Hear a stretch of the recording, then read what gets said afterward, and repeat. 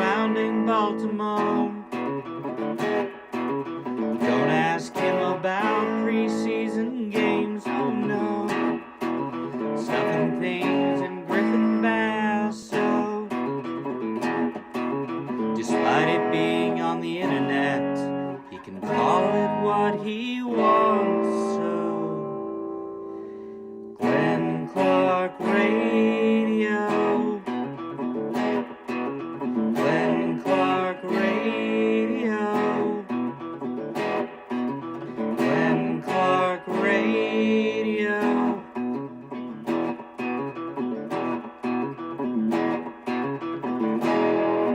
Duke sucks.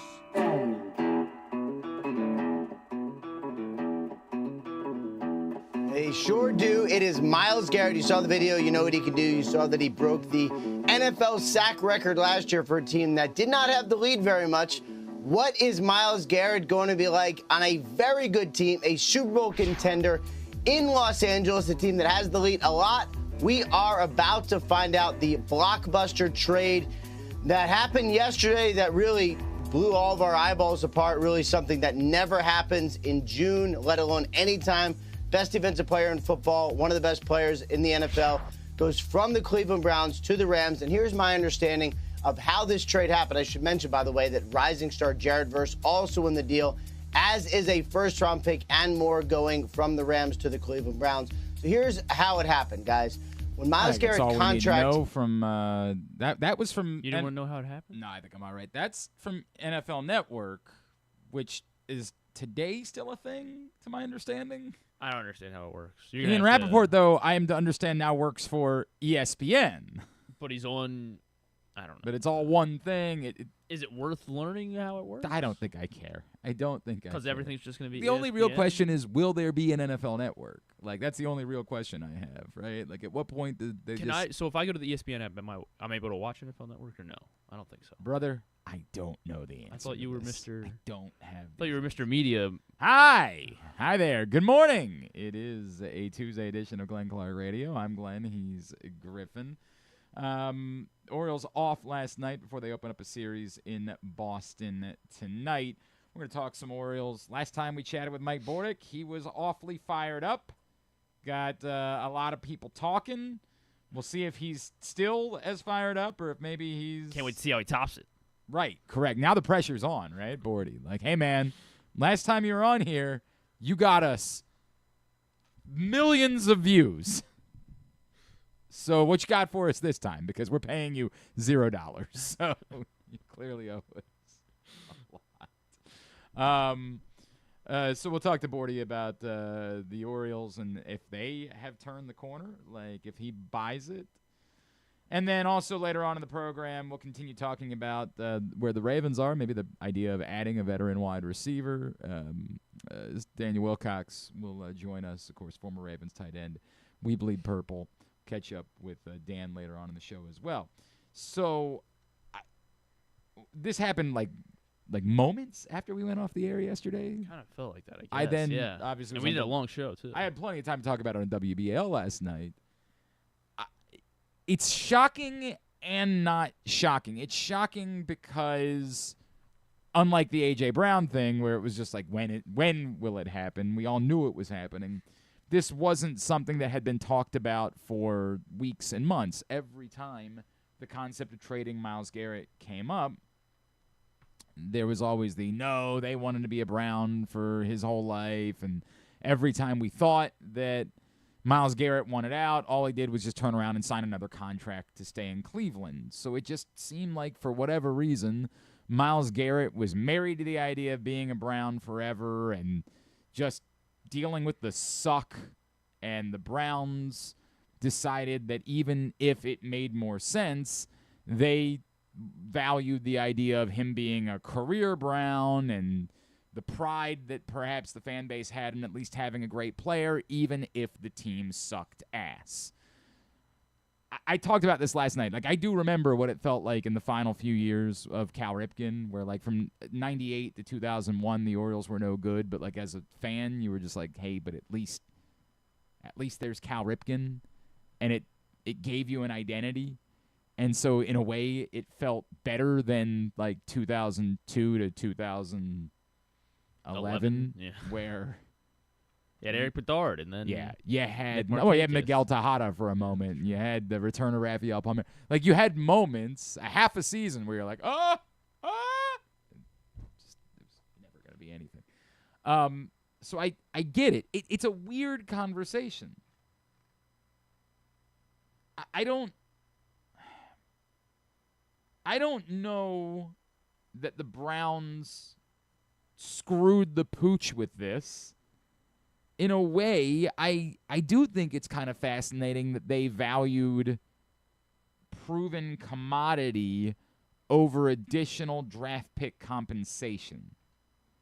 And particularly if you were doing the trade with the Rams. Now, you weren't required to do the trade with the Rams. You Get done with the Ravens. I don't think they would have done it with the What Ravens. would the cost have been for the Ravens? 3 firsts, Yeah, at least. 2 firsts, and But the Ravens, presumably in a different, the problem with the Rams is you're doing a deal where you don't think the draft pick is going to be very good. It's one thing that, like, the Giants got the number 10 overall pick from the Bengals when they got Dexter Lawrence, right? Like, they think they got a game changer with a top 10 pick. When you're trading for first-round picks from the Rams, you think you're getting kind of fringy guys that are going to be football players, but not necessarily game changers. So if you're doing the deal with the Rams, it does make sense that they valued proven commodity over more draft pick compensation. Not to say that a first and a second and a third is nothing, but you get it. You get why they said, hey, you want to do the deal, we need something that we know can work. And you're hoping that at some point there is a window in Cleveland. They are. I'm not. But they are hoping that there's a window at some point. That, this heralded quarterback class for next year. got the quarterback whisperer and Todd Monken. Right. Everybody knows that. I don't know that Todd Monken's going to be there past this year, but, God bless him. I have no actual animosity towards Todd Monken. They have their quarterback in Shador, but yeah, sure. Right. Yes, sure. Pretend they're going to find a guy next year. They're going to start Deshaun Watson. I don't know why we were pretending. How that they're long? gonna do How many anything. games is Deshaun Watson? I don't know, gonna but start? he's going to be he's going to be their starting quarterback as long as he's healthy to begin the season, because they're paying him $1 bajillion and they want to keep trying to desperately prove that Todd Monken. That's not Todd he can Monken's still money. play. He doesn't care. I He wants to understand. win football games. Yeah, I'm so sure that Todd Monken gets to make those decisions unilaterally. I'm so sure that that's the way that it works. The number should probably be set at probably 6.5. Something like that Yeah. sounds about right. I don't Yeah. disagree with it. But the Browns are hoping, I would assume, that they're going to find a quarterback next year, whether it's with the number 1 pick or because the class is as good as everyone says it is. And there's it is weird, though. We do have a history of, like, a year out overhyping the quarterback class and then getting to it and saying, well, you know what? It's really the year after that the quarterback class is just so great. It's never the quarterback class. It almost feels like justification for teams. Well, here's why we're not going all in right now, is because next year's quarterback class is so great. And then when you have to account for that, you're like, dude, this is just not a great quarterback class. You want to look at the 28 class? Then? I don't. Malik I have Washington, no interest. Malik I don't Washington. care this much about this topic. But yes, the point being, the Browns are hoping that there's a quarterback to be had in 2027, and that with whoever that quarterback is, Jared Verse fits into this new window. Now, Myles Garrett is only 30 years old. He's not even Trey Hendrickson's age. It's kind of hilarious. I was thinking about it last night because then obviously the follow-up for the Rams was the thought that, like, Aaron Donald could come out of retirement. And you're like, I don't know, man. Aaron Donald's up there now. And Aaron Donald's still 5 years younger than Calais Campbell. Jeez. 5. He's 30. He's 35. He's 35. Yes. Wow. Yeah. So you're sort of doubting, like, I don't know about that with Aaron Donald. And then you realize, like, the Ravens are going to be counting on someone significantly older than Aaron Donald. He's been doing it longer than Aaron Donald, though. But you know what? You do have a good point about that. That is true. He's proven he can do it longer than he can. They are relying on an edge rusher older than Myles Garrett and a defensive lineman older than Aaron Donald. Maybe the Ravens should call Aaron Donald. Maybe they should. I wouldn't be opposed to it. But I say all that. Look, they are hoping they have Nnamdi Madubuike back, and he's certainly not Aaron Donald, but he's a difference maker. If he's Nnamdi Madubuike when he returns. I say all of it to say I don't know that you had to make this move in order to have it line up with your window. If you believe that your window can start in 2027, then there's no reason to think Myles Garrett is going to fall off a cliff between now and then, or is going to be so unproductive that he can't play. I don't know that 2027 is even when you could buy that the Browns believe that they have a window. When does their stadium open? It might very well be that they're thinking about, it's got to be 29, I would think. I don't think it can open before that. They haven't even started. They just broke ground last week. Yeah, right? estimated opening date is 2029. Yeah. Which definitely, that can be done, obviously. But yeah, I think it can be done. So I don't know. It seems ambitious, I guess. When's the athletic stadium going to be ready? I think 28, right? Really? Okay. I think That seems closer than. but they actually have it's Right, yeah. They're working. yeah. I don't. But this is what we do. You get me off on something else, and then I forget what it is that we were talking about. We're talking about Myles Garrett. Maybe 29 is when they believe they have another window, or when they intend to be aggressive. But year 3 of Arch. Yeah, that's where. But one, you're going to just throw away in the NFL 3 seasons before that? And I get it. The response would be, well, you're the Browns.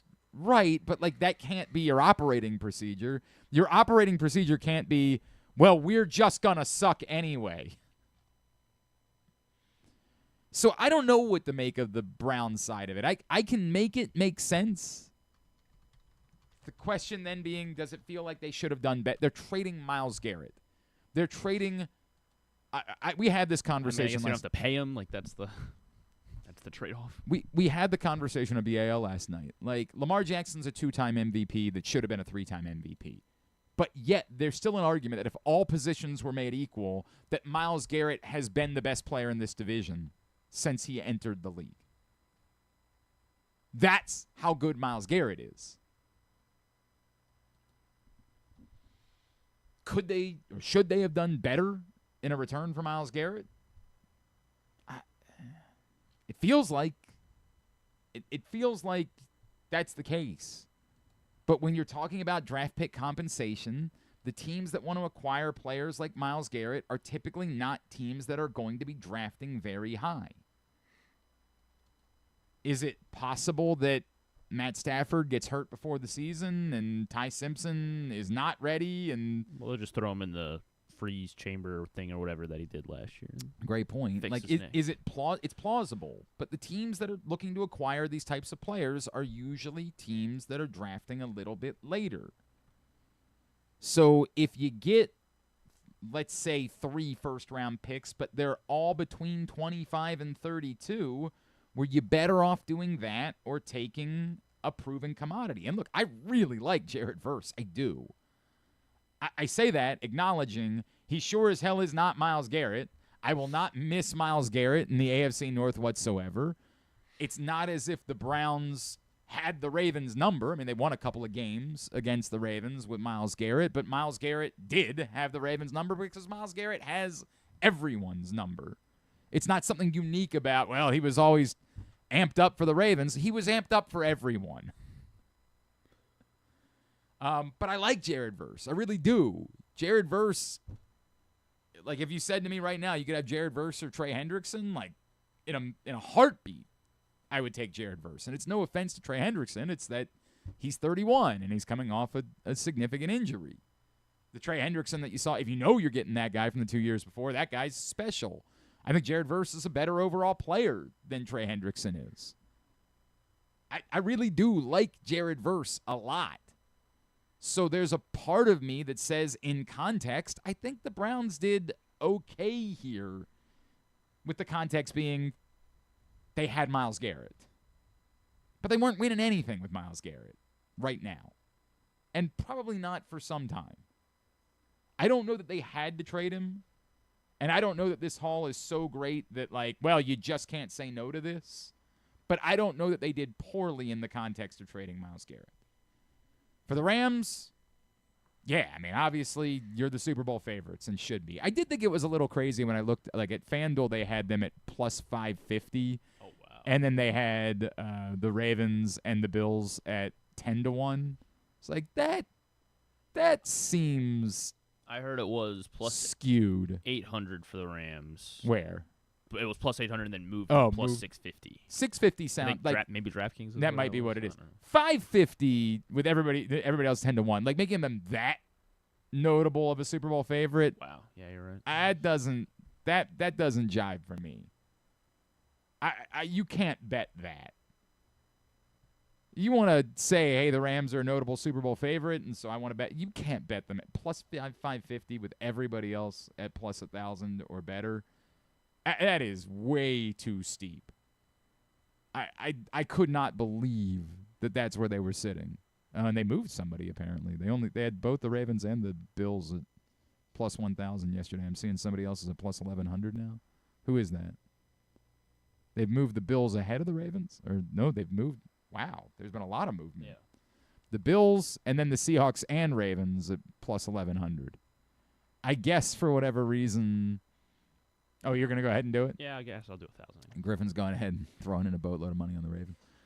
I guess people started betting yesterday because of the trades, and so there was movement in those numbers.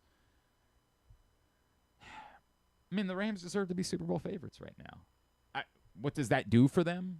I wonder how it impacted the Browns' odds. There we go. Yeah, that's not, fourth worst. But how? Are they? No, they're tied. Okay, yeah, you're right. They're So all they tied. I are was like, worse. how? They do have the worst. How do they have better odds than any of those other teams? The Cardinals, the alpha- Jets, and the Dolphins. No, I don't know how they. Actually, I don't really know. I feel like the Dolphins should be not with those other teams. Maybe that's just me being too bullish like about Malik it. I do like or Malik Willis. I like Malik Washington too, but he's not going to play. Well, not that Malik Washington. Isn't there a Malik Washington there is on the Malik Dolphins? Washington. You see, I knew what I was talking about. Yeah, right. But I like Malik Willis. I do. So I feel like I don't think they're going to be good, but I feel like they should not be with those other teams. Is what I'm trying to say. The A.J. Brown thing, obviously, we knew was coming, and they get a first-round pick out of it. They got to wait until the following year in order to get that first-round pick. So that's interesting that that's how the deal worked out. The Patriots now have a legitimate target for Drake May. Makes sense. They couldn't go into the season with the receivers they had. There has been talk about whether or not the Patriots would be willing to move Kayshon Boutte. I don't think that they would be willing to do that within the AFC and to another AFC playoff contender. But, Are they getting anything? I don't know. Like, and what's also the cost on that? And also, why? It's not like they're crazy deep at receiver. I don't know why they'd want to move on from Kayshon Boutte. A.J. Brown walks in and he says, one of these guys. Yeah, out. gotta go. Gotta go. Those balls that need to go my way, too. I don't know. Very weird. And obviously the wide receiver conversation continues, particularly after the Giants not only added Odell Beckham yesterday, bringing him back, but then ended up adding Juju Smith-Schuster as well. And so that's two of the veteran wide receivers. I do not care that they signed Braxton Berrios. I look, man, I don't live in this world. If you're whoever Alex Earl is and whatever she does. She call your daddy? Or call her? I think that's Alex Cooper. Oh, I think you're right. Brother, this is not my area. Braxton Berrios is not a relevant part of this conversation. Like, not at all. I don't even know that both Juju Smith-Schuster and Odell Beckham are relevant parts of the conversation. I don't know that all these guys are going to be on the team. But they're names. They're known commodities in that way. And I don't think any of them were going to be in the mix to be Baltimore Ravens. I maintain that I believe the Ravens should be in the market for a veteran wide receiver. And I know there's a lot of people that say, well, look at all of the guys they have. Right, well, they have all of those guys today. Today they do. Training camp and preseason football games are going to occur. And whether they'll have all of those guys come week one, I have no earthly idea.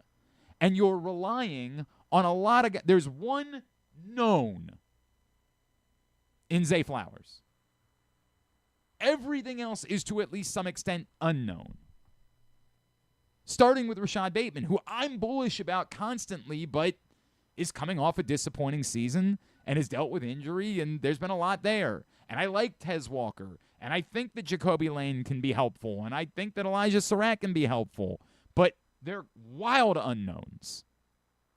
And even if you include the tight ends, Mark Andrews, we say is a known because we expect that he's going to be throwing the ball, but also coming off a very disappointing season. So I'm going to keep saying this. I can like all of these guys and think that young players need to develop in the whole deal, but I still think you need to have insurance policies. And we'll see if the Ravens end up feeling the same way. As I mentioned, the Orioles, of course, open up a series tonight in Boston after going 7-3 on their homestand. The last time we chatted with our next guest, he was very fired up.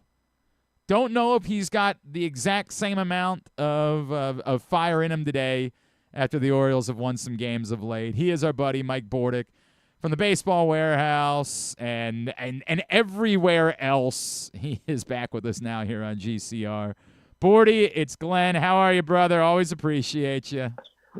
Hey, Glenn, I'm doing good, man. It's the yin and yang of it all. If there's one extreme on one end, it's got to happen on the other end in another way. And I think, that seems to be what's happening with the Orioles. I mean, some guys heating up at the right time to make us feel pretty good. It is a weird feeling because I was talking about this yesterday. Like, have the Orioles genuinely turn the corner? And it feels like the starting pitching has definitively turned the corner. And so my thought process is kind of, if this is what you're going to get from the starting pitching, then yes, I'm confident that the Orioles are going to be a significantly better baseball team than they were 2 weeks ago. I don't know yet how confident I am that this is definitely what you're going to get from the group other than Kyle Bradish, who I would be bullish about moving forward. Amen to that. Yeah, you hit the nail on the head. There is absolutely no doubt that the reason this team is playing better baseball, period, is because of the starting pitching. The starting pitching sets the tone for every aspect of the game of baseball. And I'm talking defense, keeps guys on the toes, the understanding of where pitches are supposed to be, the ability to anticipate maybe a little bit more. So there's no, doubt why the Orioles defense has been unbelievable here recently. So that goes hand in hand with the rotation being most important. But when guys can relax a little bit and not get behind in every ball game and know they're in every game, the offense is starting to relax. Yeah, all these guys have had extra and then some opportunities. But, man, oh, man, when you get a couple extra pieces contributing, i.e. Colton Cowser, i.e. Kobe Mayo, I mean, on top of the guys that have been really carrying this team, and we got to be honest about that too, Blaze Alexander and Tavares out there in center field. Now, I know Leote had a tough couple games out there defensively, but man, oh man, for at least a month and a half, he and Alexander have really helping this team do the little bit of winning that they have. But it's nice that everybody's contributing. This is the brand of baseball that we were hoping for. Right. And I know when we say hope, it was real loose because we haven't seen good Orioles baseball, for a little while now. So it's nice to see them come together a little bit. And we still don't have some big pieces back. I mean, getting the closer back would really help stabilize the bullpen a little bit. I worry about that pen just because it's a little bit overexposed right now. Bordy, how confident are you in the group other than Bradish? Because I think this is the Kyle Bradish we expected. It took him a little bit to get there, but I think we're all confident that he is this guy. The rest of the group, Shane Baz, who's now been really good for his last 3 starts, Brandon Young, who's been really a revelation. How confident are you that the rest of the rotation, the other 4 guys, has turned the corner, or is that something that you're still saying, get back to me in a couple of weeks about? Yeah, no doubt about that, really. I mean, only because, there's just some unproven, qualities to this, especially with Baz, and Brandon Young. But I feel good that Bassett seems to be back. I mean, and I say that in all due respect to his being such a great veteran because, it seems like veterans, when they figure out where they've been, what's led to the consistency, they can lock in. And hopefully he locks in for a nice run because he's looked good. He's not the most overpowering guy, but, man, you can tell when he can locate that fastball, it just sets so many pitches up. Everybody has a hard time getting the barrel on that big curveball. Boz is running a nice streak right now. He looks good. His confidence is up.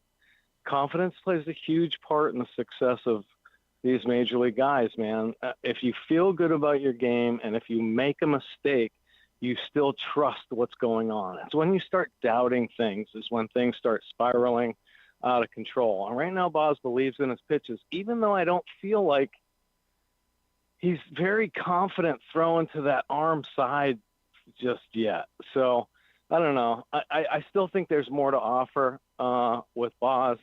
And, the scouting reports get out on guys that are all of a sudden doing well, and they pay more attention to a guy like Boz. Why'd Boz pitch so well the last couple outings? He's been terrible for the last year and a half.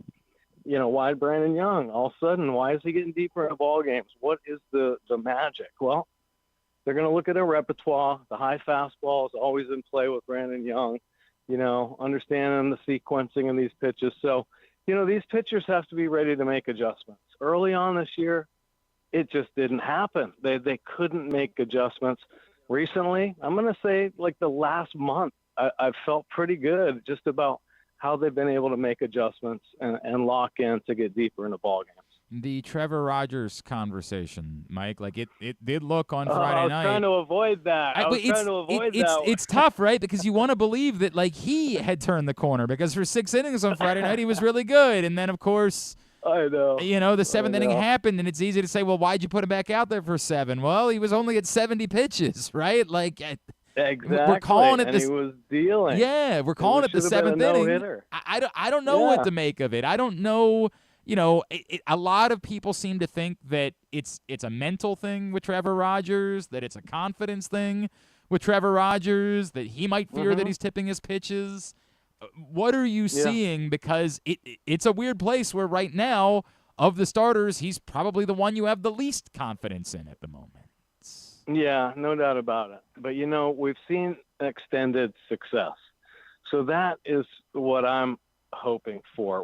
When this young man gets back to that, and I'm telling you, man, if we can't quite underestimate the importance of the mental game at the highest level, period, understanding how to deal with adversity and failure, and oh my gosh, I made a great pitch. How the heck did that guy get a base hit? And turn the page and stay in the moment. He was so in that world last year. It was just pure entertainment, watching him work. The trust in his changeup when he got ahead. Right now, that trust just isn't quite there. We saw finally a nice glimpse of it. I think, honestly, the 6 innings he threw yesterday might have been his best 6 innings. Even though the beginning of the year he was winning some ball games and all the quality starts, there were guys on base every dang inning. It was like a tightrope walk. He hasn't really started figuring anything out, to be honest with you. So it was nice that he was able to put those 6 innings under his belt. And hopefully he can lock in just that, the confidence in his game, saying, I'm going to throw this changeup right there, down and away. Here it comes, baby. And just believe in the pitch.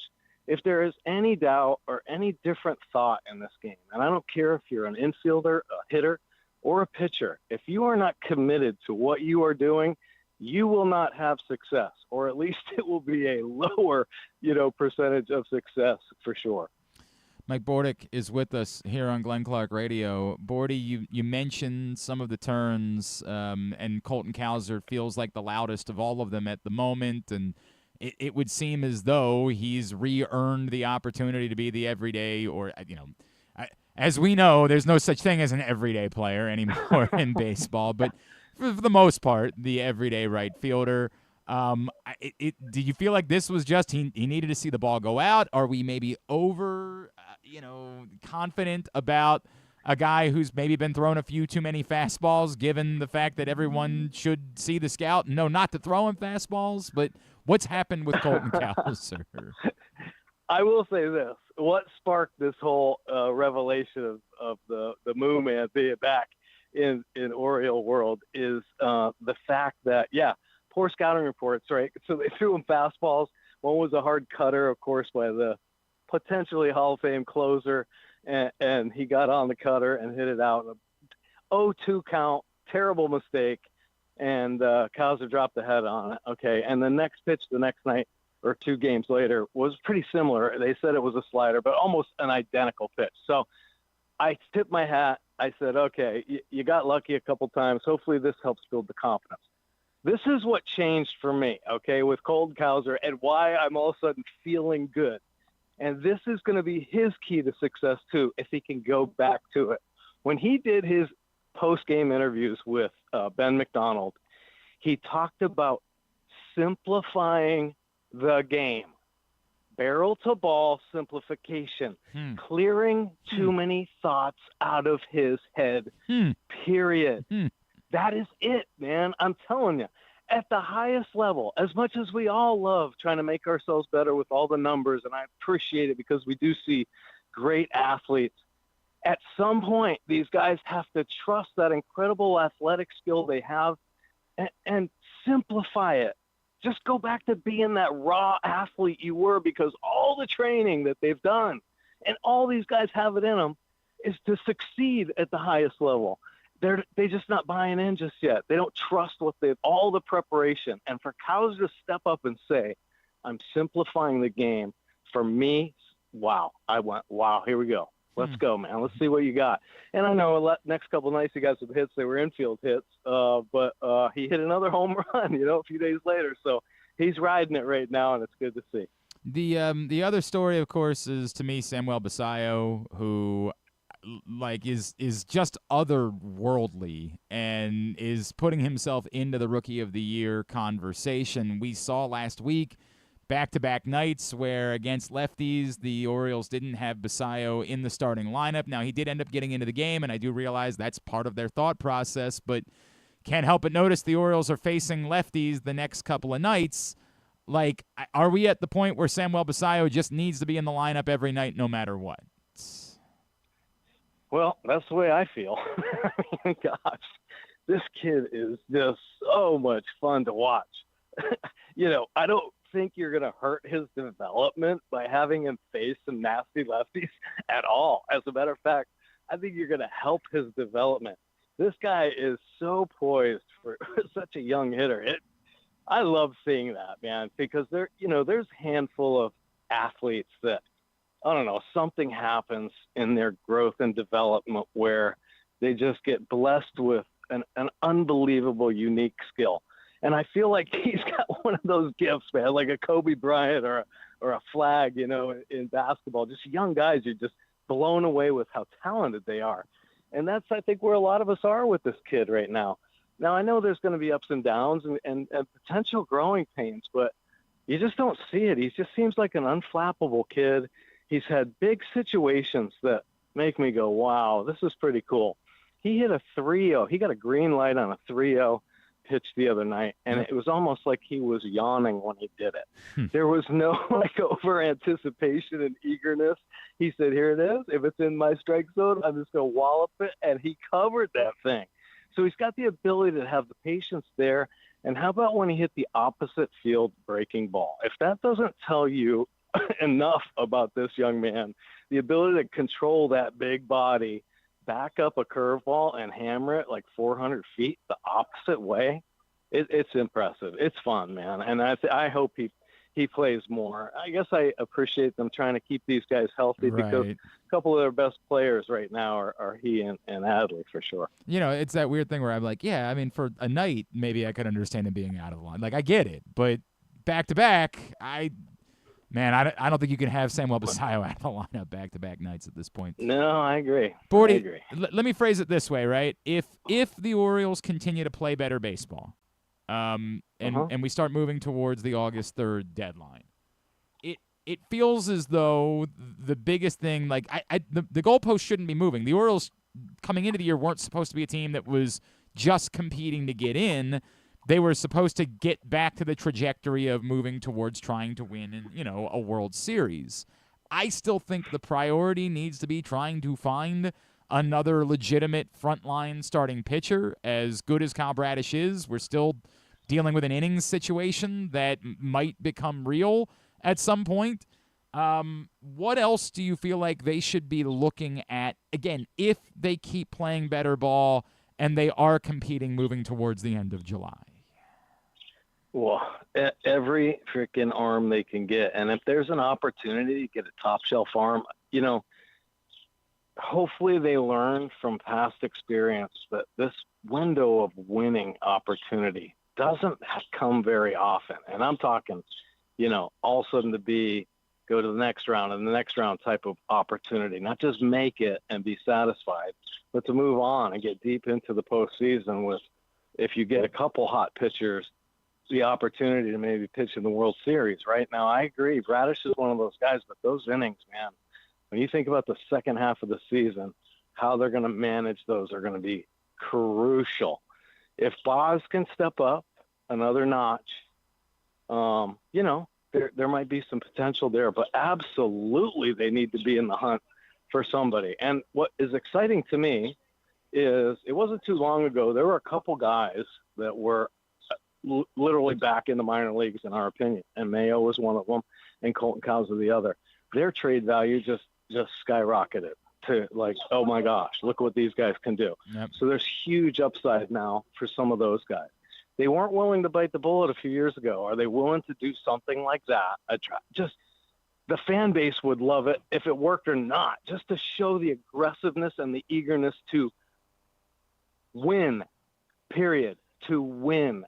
That's what the hope is. And so I hope they can do that, man. And I'm talking a bullpen arm too. To the back end needs to get locked down. It is still so early in the season. I have big concerns about the two guys that have carried them to this point, Nunez and Rico Garcia. Garcia might make it to the All-Star game, but my gosh, he's already thrown so much. No, you're right. It's almost like he's in there every night. So, and he ain't no spring chicken. You know what I'm saying? And so just to, get another big arm back there might help too. Bordy, what all are we plugging this time? Wow, let's see here. Well, League of Dreams, I think, first and foremost. We've been doing so many great events. Please check it out at leagueofdreams.org. The Be More Baseball podcast is going strong with some great guests. We had Al Clark on, the legendary umpire, a couple weeks ago. That was so much fun. This week we're going to get Tim Kirchin on. I mean, there's so many interesting baseball stories going on right now, the so-called parody, I guess, in all of baseball, which is, I don't think it's parody. It's just so many injuries that everybody's using minor leaguers to play in the big leagues right now. Anyway, thought. Yeah. And then of course the collective bargaining agreement coming up is the big topic. So a lot of fun stuff going on. So Al Clark, thanks for asking. Al Clark, the only man who wore his name on his hat in baseball, of course, is an American League umpire.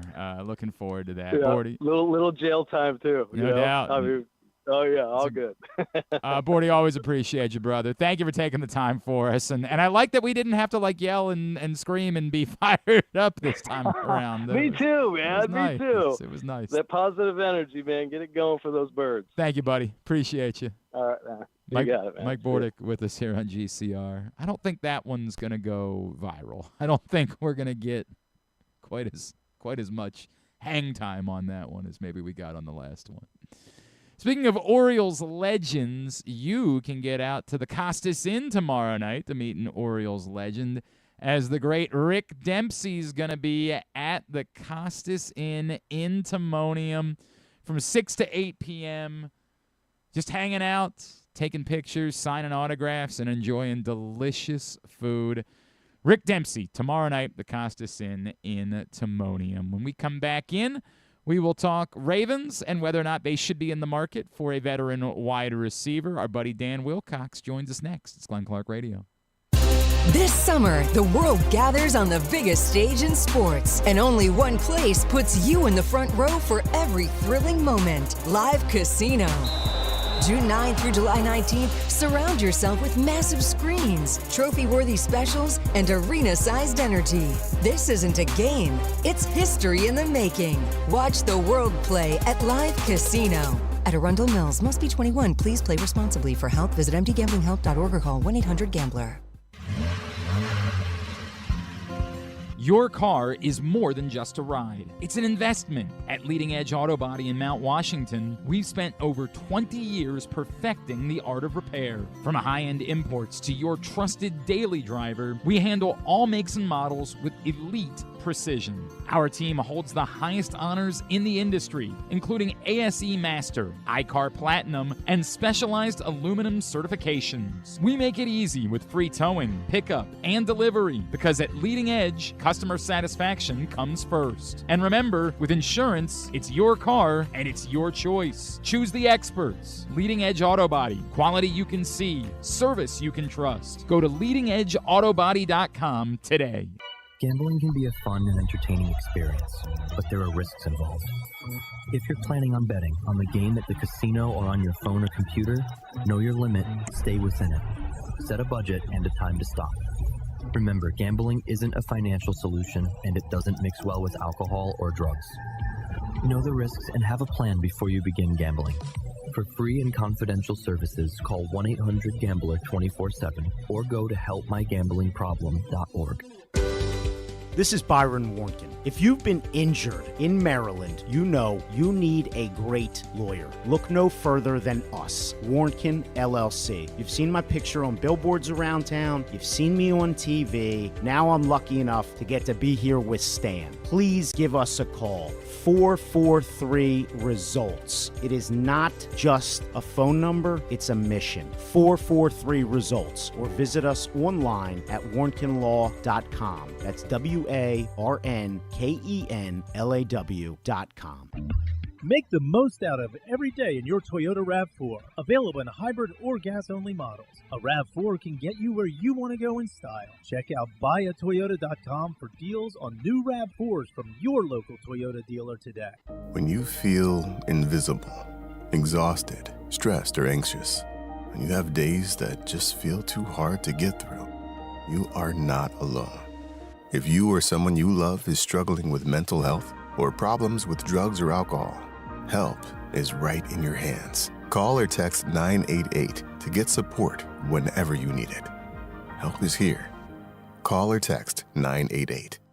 Brought to you by Maryland Department of Health. Coming back in here with Glenn and the other guy, Garrett, whatever his name is. You know who they are. Looking for some more baseball conversation, Stan the Fan Charles, Ross Grimsley, former Orioles pitcher, and Luke Jackson will be chatting with you coming up today, 5 o'clock, Facebook.com/PressBoxSports. If you miss it live, YouTube.com/PressBoxOnline or PressBoxOnline.com/video.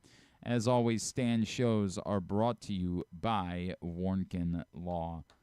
What's going on with Dan? Oh, there he is. I see him. He's coming into picture now. I couldn't figure out what it was that I was looking at here.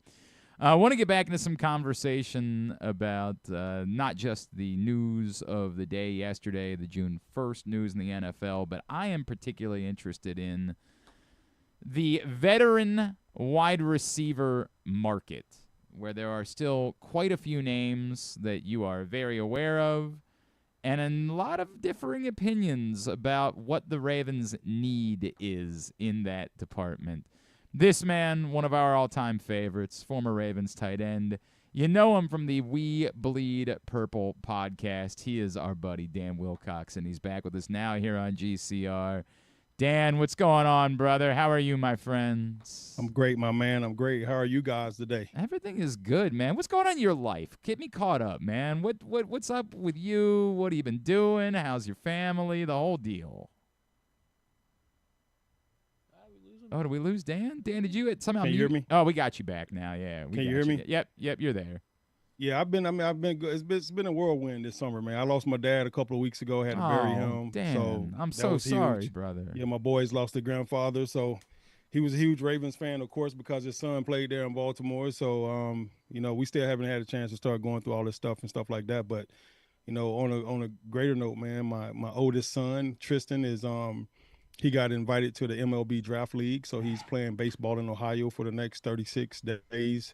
And he got allocated by 5 teams. The Atlanta Braves is one of those teams. The Arizona Diamondbacks, the Minnesota Twins, 5 teams invited him to come play in the MLB Draft League. So if it goes well for this kid, or when it goes well for this kid, he could possibly get drafted at the end of this thing. So It's awesome for him. And then my youngest kid, Julian, he just finished up his freshman year of high school.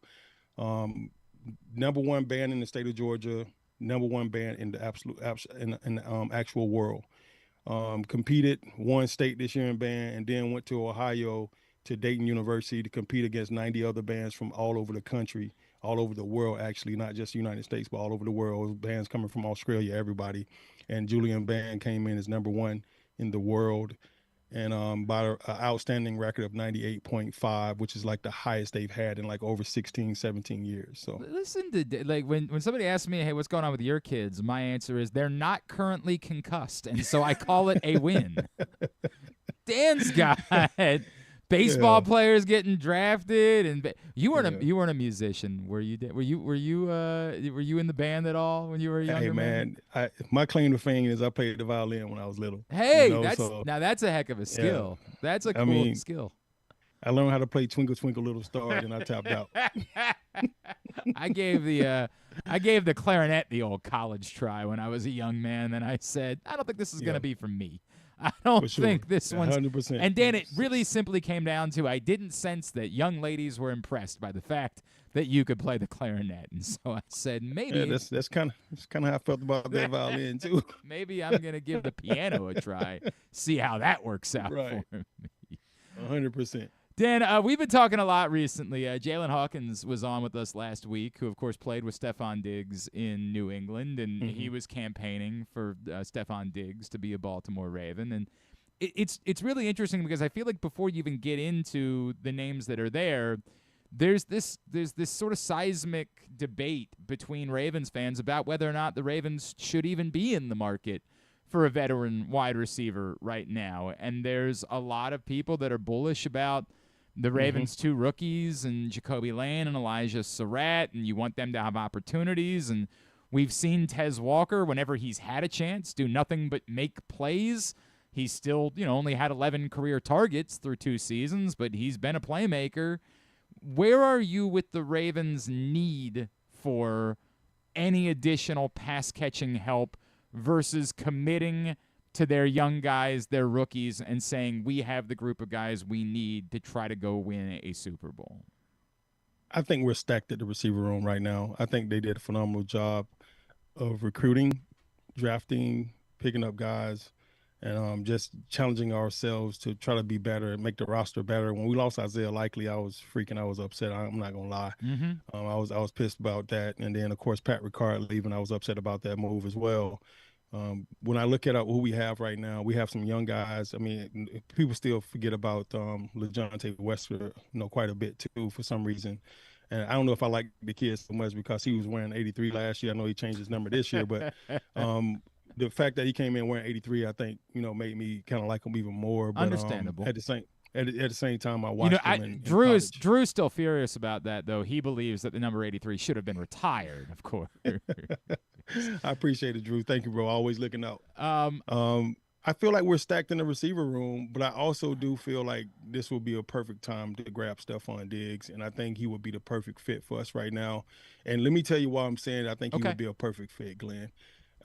I feel that Stephon has something to prove to the world right now. I think last year was a life-altering experience for him with the court case and this woman accusing him of battery and all the things that she did.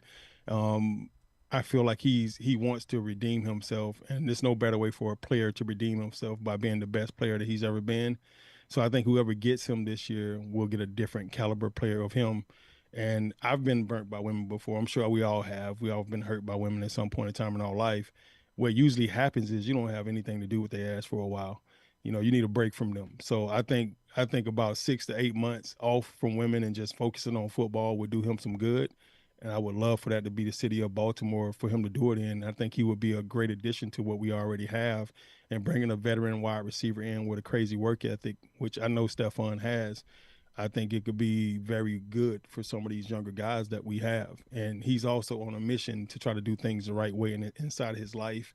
And a lot of times when these type of tragic incidents happens, you kind of go back to God a little bit and refocus yourself and recenter yourself around God. And I think him coming in the locker room right now will probably be exactly what we need and probably exactly what he needs. He went to a Super Bowl last year, so he knows what it takes to get there. And I think because he didn't win, he'll be even twice as hungry to go get it again.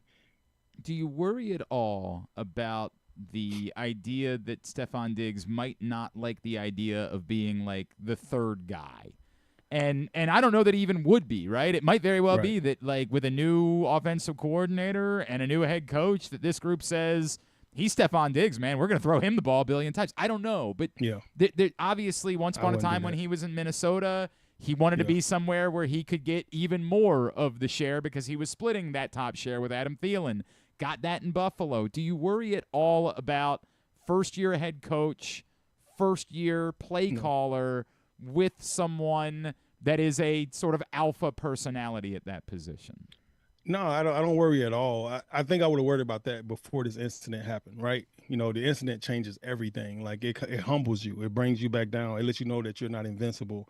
And a lot of times we get into spaces where we, even as physical athletes, where we feel like we're actually like immortal, like we feel like we're Superman. We're until that injury comes that kind of humbles you. So this is kind of like an emotional injury that he had. And this emotional injury may be exactly what he needs to kind of humble that and keep that mindset from being where he has to be the number one guy.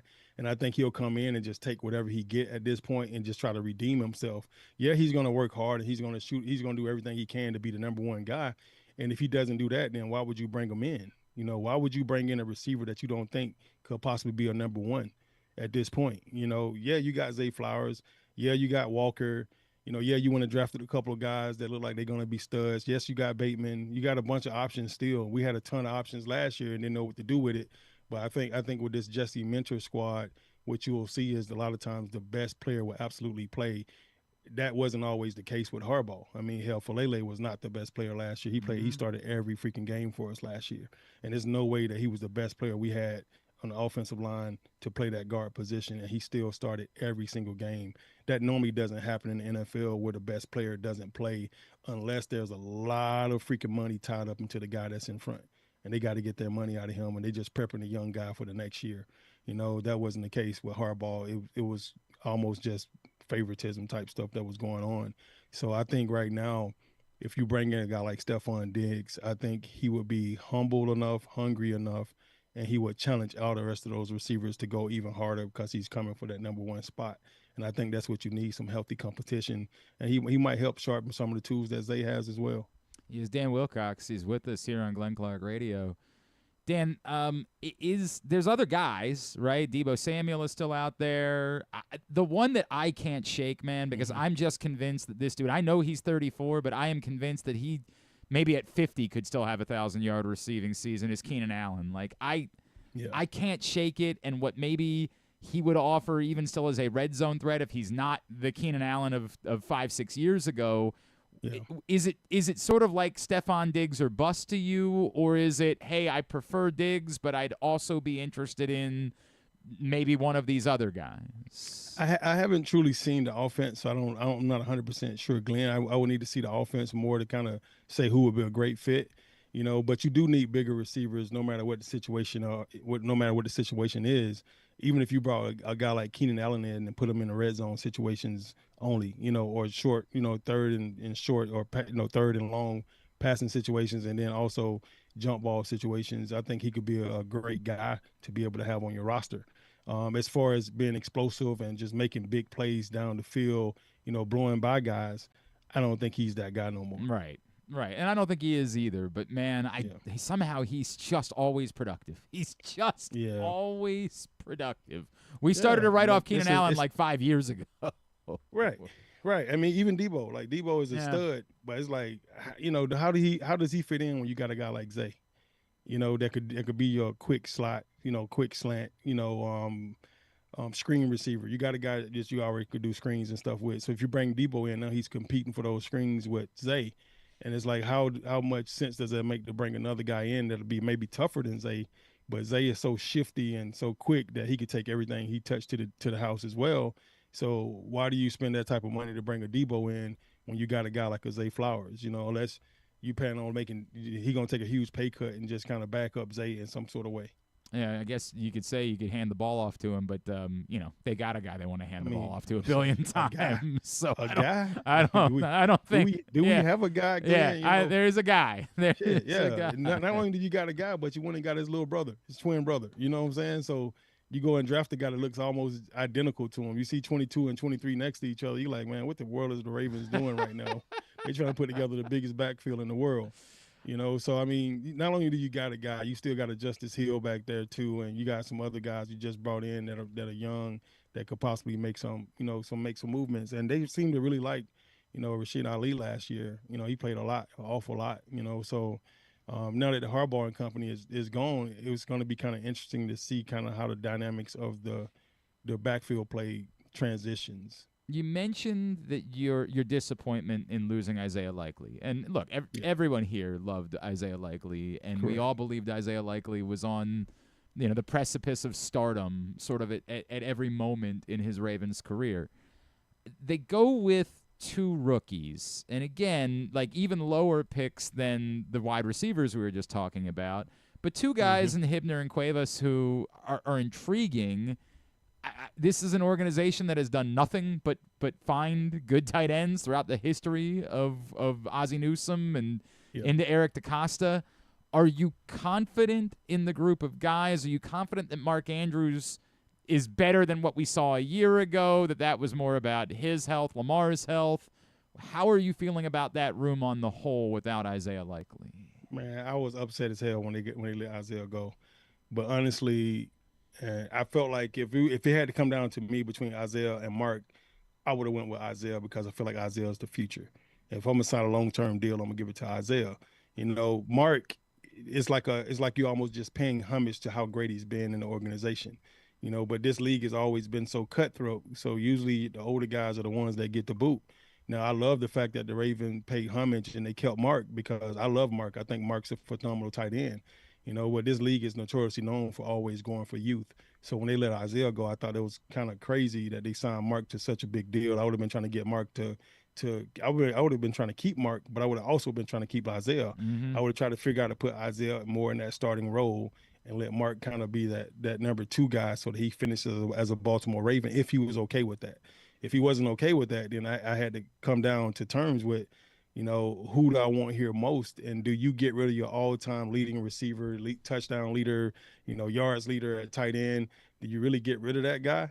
So I kind of respect Eric for doing what he did. At the same time, it still hurt my feelings that we didn't keep Isaiah. It's tough, right? Like it's tough because you can also understand like you didn't want to run the risk of losing both of them, right? Like if you're struggling 100%. To get Isaiah signed, then you're like, hey man, we gotta sign Mark. Like we can't go into this with both of our top tight ends ultimately being at risk of departing. So I get the spot they were in. It's disappointing, but nobody was happy about the idea of losing Isaiah Likely whatsoever. What they did, Glenn, by going to get the other two tight ends, the Cuevas and the Hibner kid, like that's exactly what you're supposed to do. So I think they did a phenomenal job as, saying, okay, we lost them. The cap is what the cap is. This what we're going to do to fix it. We're going to go get two really dynamic tight ends to come in and replace that one super dynamic tight end that we had. The two of those guys together will hopefully be able to be able to accomplish what Isaiah was accomplishing for us. And I think that was very smart by the Baltimore Ravens. And they not only did they get one guy, but they got two guys. And I think both of those guys were steals in the tight end realm. And I think they'll do very well for Baltimore for years to come. I'm going to ask you a question that there isn't a correct answer to, but I just want to have fun with it anyway. Okay. If all positions were made equal, right? If we didn't immediately say, well, one's a quarterback, and so obviously that's the answer. If all positions were made equal and you just judged by what they do, who's been the best player in the AFC North for the last decade, Lamar Jackson or Myles Garrett? Myles Garrett, hands down. Myles Garrett's been absolutely a game breaker in every single way, every single sense. I don't think he's ever really truly been hurt. I think he had that one experience, that one issue with the snatching of the helmet or something way back when. Yeah, the Steelers thing, right? Yeah, I think that was the only thing he had that kind of frowned upon. Lamar has been such a dynamic, such a phenomenal player. And to be honest with you, Lamar should have 3 MVPs. Of course. And it's kind of sickening to think that he hasn't had it. But the way Myles Garrett has just absolutely ravished the absolute. He's taking advantage of everything he could take advantage of. Playing on absolutely the worst team and the worst franchise in the history of the NFL. You got to give him some props to even have the mojo, the mindset, the attitude, the gumption, everything to be able to do what he's done. And Lamar has been arguably in probably one of the best franchises in the history of the NFL ever since he's been here. So it's kind of easy to kind of jump on that and just ride it till the wheels fall off. But to play when you know you're going to lose every single game and you got to play a perfect game every single week, week in and week out to even have a chance of winning.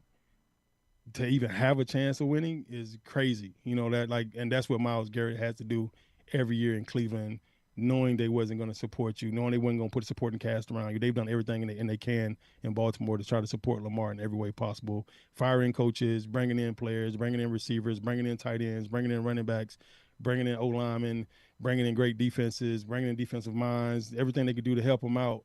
It ain't always worked in his favor. Lamar had shit against them a lot, but at the same time, the Ravens have absolutely attempted to make things right. All the Cleveland Browns have done is pay Myles Garrett.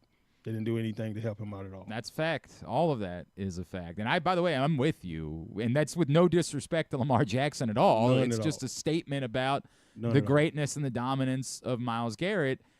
I'm in a weird spot where I get it from the Browns, right? Like, you're not winning with him, and I really do like Jared Verse a lot. Like, I think he's a really good player. He's not Myles Garrett because no one is, but I think he's a really good player. I get where they're coming from. I don't know that they had to trade him. Like, if you got to hope that at some point you find a quarterback, but it is weird still where, like, when you're trading Myles Garrett, there's a part of you that wants to say, man, if it's for anything less than, like, 5 first-round picks, was it really worth – like, this is Myles Garrett that we're talking. Can you recoup value for Myles Garrett? No, I think they did a phenomenal job. What they got back and replaced for Myles is phenomenal. I think it may help Cleveland. They seem to be trending in the right direction right now. They are in a very tough situation with the quarterback situation still with Shador there and Deshaun Watson there. You've given so much money to Deshaun. You almost want to see him play again just because of that. Give him at least one more chance, like he hasn't had enough already. But I think Shador is the future of Cleveland. They need to let the kid play. But, Cleveland has been notoriously known for just They'll probably screw it up, Dan. If I had to guess, they will probably, whatever it is, they'll probably screw it up. They're really good at that. Yeah, and I'm fine with them screwing it up. As long as they keep screwing it up, we can keep winning games every time. As a broadcaster, we've been talking about it. I keep saying, like, well, you have to hope if you're the Browns that you find a quarterback and you create. And I'm like, well, I don't have to hope that. I can hope they just continue to be the Browns eternally. Keep fumbling the damn ball forever. Yeah, absolutely, forever. They continue to be that. Yep. And you want to remind everybody about the podcast, brother? Absolutely. We filmed the We Bleed Purple podcast. It's currently on YouTube, Facebook, all platforms. And IG, you can always catch clips and stuff, but the main page is on YouTube. We Bleed Purple. We would love for you guys to tune in anytime you want. It's me and my co-host Matt Trigger. We'll actually be shooting the episode tomorrow night, and it's always live, so you guys could tune in and ask live questions. And also, Glenn, I appreciate you giving me a chance to shout out the show. Man, I can't wait to see the Ravens get this thing crunk up this year, man. I'm so excited for the season. Mentor, I love him. Can't wait to see what he's going to do with this team. We'll be talking to you, brother. Always appreciate you, man. Best to you, your family. Thank you as always, and continued thoughts, man. I went through when my wife's father passed away, man. I've done a lot of things in my life, but having to tell my kids that their grandfather, that's the single most difficult thing I've ever been through. But thoughts and prayers with you, your family, man, and always appreciate you. Love you, dude. Thank you so much, Glenn. I appreciate you guys. Tell Drew I said what's up. Will do, man. Thank you, buddy. All right. Dan Bye-bye. Wilcox with us here on GCR. And it's so funny. Like, the way that he's talking about it is kind of a reflection of what I'm feeling. Like, when I talk about adding a veteran wide receiver, I'm not saying that I don't like the guys the Ravens have. I like this group. I like Jacoby Lane and Elijah Surratt. I do think Tez Walker has earned the opportunity, and I would argue that I'm more bullish about Rashad Bateman than a lot of people have been. And yet, I feel like I still think you want to try to stack the deck as much as you can. I don't want this to be a moving the goalposts season. It's sort of like we're talking about with the Orioles where, well, they could be right back in the playoff conversation. That's not where they're supposed to be. Yes, it's better than what we felt 2 weeks ago, but the measurement was not supposed to be resetting to being a wild card contender. And a year ago, the Ravens missing the playoffs and firing their coach should not reset that this season should be about them being good enough. When they attempted to trade 2 first-round picks for Max Crosby, that felt all in. And while it didn't end up working, certainly the addition of Trey Hendrickson would suggest an aggressiveness. You fired your coach because you weren't winning Super Bowls. So the measurement should still be Super Bowls. And the number of unknowns among this group, as much as I might like some of these players, to me is notable. And then you add in and you're also one injury away from next to no experience. As much as we like Rashad Bateman, his actual NFL accomplishments are minimal. If Zay Flowers were to get hurt, what is the group that you're putting out there?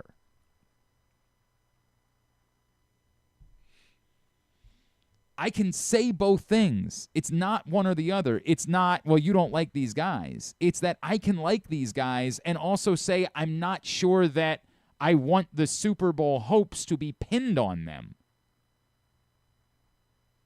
This should all come down to, is Tez Walker ready to be a starting caliber NFL wide receiver? And maybe he is. But is that a bet that I'm willing to make for a team that, again, I think is trying to win a Super Bowl right now? Acknowledging it's been very difficult for rookie head coaches to do that to begin with. It can be both things. It doesn't have to be that if I say I think the Ravens should be in the veteran wide receiver market, that I'm taking an S on the receivers they have. Context is significant here. I like those guys. But I think guys are going to get hurt. And I don't think the Ravens should be looking for, who are the jamokes that they ran out there in that the year where everyone got hurt? Like Chris Matthews. Well, Kamar Aiken was the commodity among that group. Chris Matthews was definitely one of those guys. Wasn't there a guy named Givens? Was it Chris Givens too? Sounds like a baseball player. I think that might have been. I think it might have been Chris Givens. That was 2015. This could be our dating. This could be our.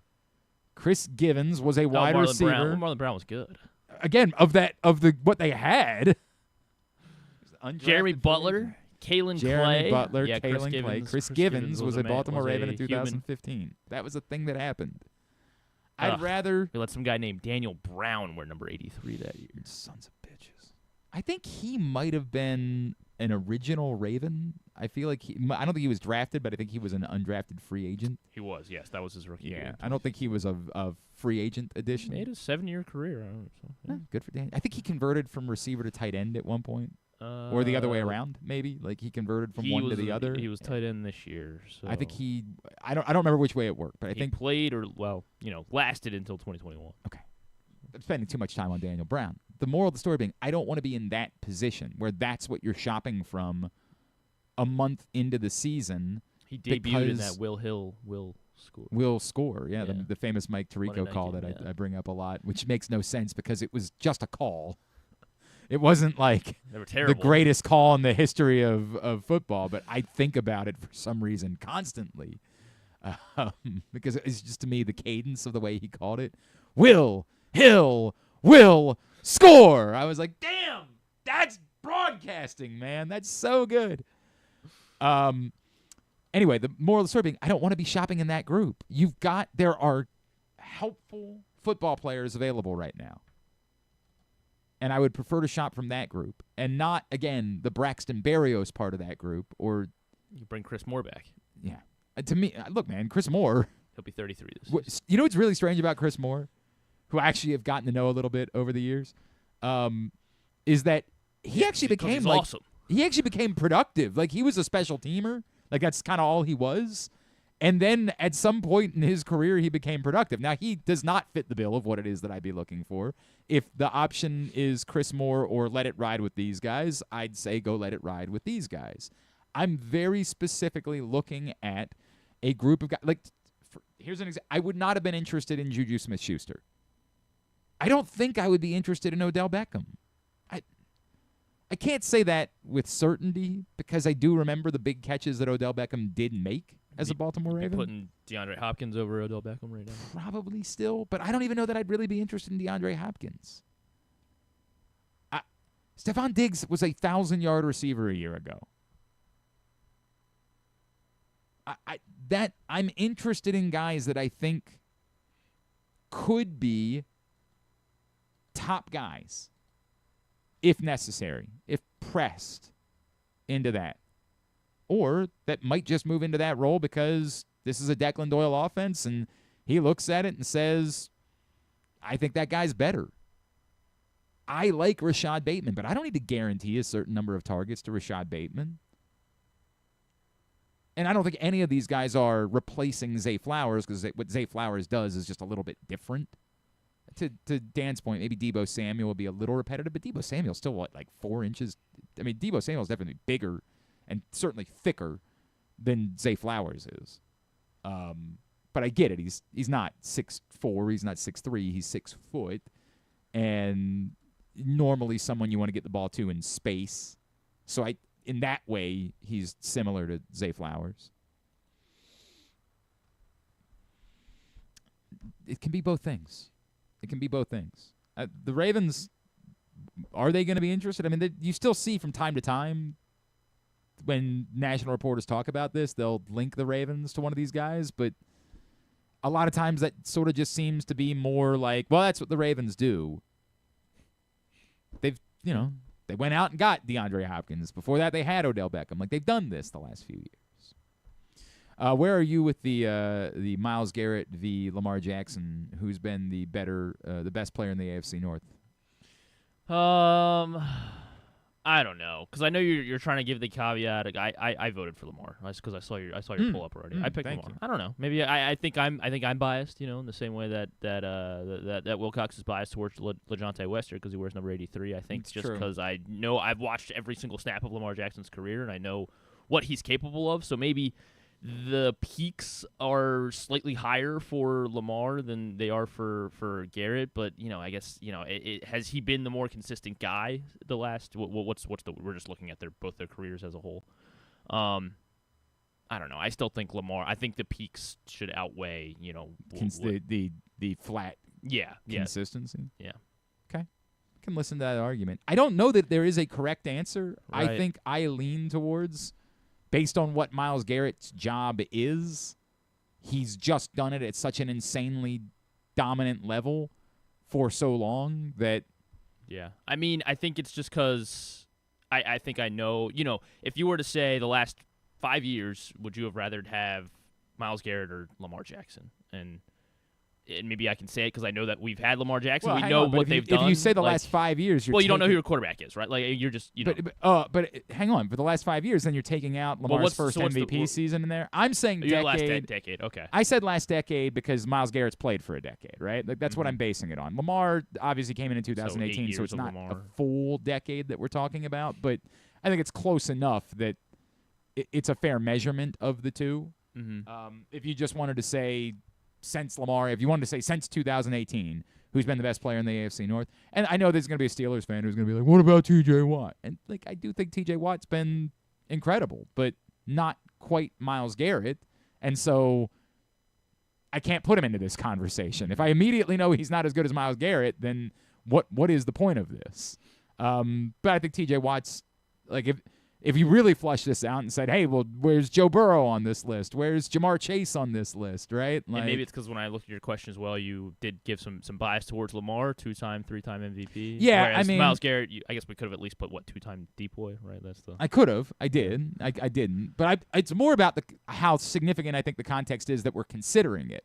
Yeah. We're debating that whether this 3-time MVP. a guy that should be a 3-time MVP of the league has even been the best player in his division. That's how good Myles Garrett is. It's more the context that I'm trying to give to Myles Garrett there, right? Like that we're actually having a relevant discussion about this. And I guess that's where I'm at. I think the answer is Lamar Jackson. I think it is. But like to your point, that's how good Myles Garrett. Like that is that you're thinking that that you I'm are debating as to whether a should be 3-time MVP of the league is definitively the guy that's been the best player in the division for the last decade. Correct. That's a statement. That's a statement in and of itself. I had a request. So this came from Joe, and I hadn't thought about it in some time. Joe said, when are you guys going to talk about Harold and Kumar? Did you watch Harold and Kumar? No, I haven't watched it. Okay, Joe, well, you're going to have to wait. And it's not a good one for Drew because it's not in his wheelhouse. So we'll have to find another. I don't even know if I don't even know if Drew's ever watched Harold and Kumar. What else was on? Task him tonight. What else was on your list? Mallrats is on the list. That's definitely not a Drew one. Definitely not. Let me find my movie reviews. Freddie Got Fingered. No. What? That's I wrote that down. That Freddie Got Fingered was terrible. Why would that be on this list? You must have said it. And Are you sure you did? Big Lebowski. Wait. Did you watched Road Trip, right? Yes. Okay. Road Trip I've watched. Because that's an actual. Why? Somebody else must have requested. So take off Freddie Got Fingered. Yeah, Freddie Got Fingered is not. That must have been a request from somebody else. That must have been somebody was sitting here and brought it I only up. take orders from you. That's very weird that Freddie Got Fingered would have ended up on this. I say terrible. Empire, it wasn't terrible, but it wasn't good. Empire Records is a good one. Yes, Empire Records. Not like a slapstick comedy, but really good and funny. Weekend at Bernie's. Okay. Weekend at Bernie's? I suggested Weekend at Bernie's. Snatch. Really? Snatch is a different. I mean, Snatch is a classic. Maybe I'm just starting because there's a lot of movies. Super Troopers. You haven't watched Super Troopers? That should be higher on the list. Okay, Super Troopers. They're doing a Super Troopers 3. Big Lebowski. Where do I need that at? Oh, that one is one for Drew. Oh, okay. If we did one with Drew, that one would be the one to do with Drew. Well, you might not know this, but Drew and I were actually ordained Dudist priests because of the Big Lebowski. So Big Lebowski with Drew. If we're doing it with Drew, you do Lebowski. If we're doing it without Drew, then Harold and Kumar, and then I would put Super Troopers after that. I would like to get back into it. Thank you, Joe. I would like to get back into that at some point. Get back into it. Breakfast Club, Naked Gun 1, The Replacements I haven't seen. These are I don't think these are things that I would have told you to watch. Okay, so Naked Gun 1, I don't need to worry. I mean, no, Naked Gun is amazing. Fletch? I'm not. Fletch? Oh, Fletch was. I think there was the anniversary of Fletch was this past weekend. 40-year-old version I have not seen. You haven't seen 40-year-old version? Yeah, I know that one's. I mean, like I've seen clips at that this should be point, higher but on the list. yeah, that should be higher on the list. Right, 40-year-old version. Put that higher on the list. Okay. Something About Mary, I think, was one of the first ones. Which you never watched Something About Mary? No, I haven't. I just haven't.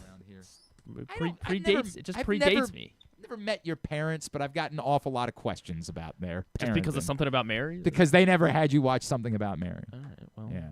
Office Space. This is wild, man. Maybe I just started listing movies that I wanted to watch. Okay, that might. But be, I don't know. But I don't think Office. Well, because Catch Me If You Can is on there. No, yeah, that doesn't really fit the bill. Yeah, it doesn't really fit the other. Major League I haven't seen in full at least. Jesus. Yeah. I said Breakfast Club. Back to School, is that? Oh, with Rodney Dangerfield. Yeah, that's a good one. That's a good one. I like Back to School. I think that's Coming to America. This covers a. That would be another. That's another Drew one. Coming to America. America. Coming to America is a Drew one. All right. This covers a wide swath of time. This is like basically anything from 1980 to 2005 or so. Maybe even 2006, some of these. Like that. When was 40-Year-Old Virgin was mid-2000s for sure. 04 maybe? Yeah, something around there. 04, 05, something in that neighborhood. So this does cover a particularly large amount of time, like a 25-year span. 05, yeah. 05, yeah. Look at me. I said mid. All right, so we'll do. So Harold and Kumar, I got to pray. Harold and Kumar and Big Lebowski be the two that I would be prepared for. Okay. Prepared for. and then we could decide if we're doing it with Drew or not. That's where it would be. Fast Times was the last one. Joe, there's your answer, though. There's your answer to that question. All right. Clerks.